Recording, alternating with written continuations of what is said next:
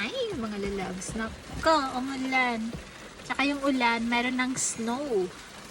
Yung parang asin. Kaya malapit na. Mag-change na rin ulit kami ng winter deck.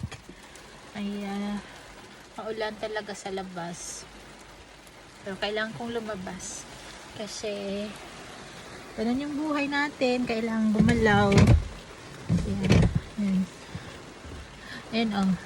Yan, may konting snow na makita sa dashboard ng aking sasakyan. Na pumapatak na yung ulan na may konting snow. Tsaka sa bundok ngayon, halatang halata na yung snow. Kaya yan, yung rosy cheeks agad tayo kasi ano na, malamig yung weather. Sus me. Handa na ba kayo sa ano, taglamig? Yung mga nasa Europe? Ako hindi pa. Di pa ako, prepare na mag winter time na. Or magtaglamig na. Actually, fall season pa naman. Kasi lang, minsan, hindi na nagpo-fall.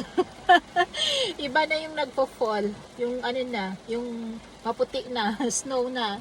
Kaya ganun talagang buhay dito sa, sa amin. Malapit kami kasi sa North Pole. O, diba? Kaya ganun lang. So, have a great day. Bye-bye po. At ako'y alis muna saglit. Dahil mayroon lang tayong gagawin. So, bye-bye na. Ingat ang lahat. Bye!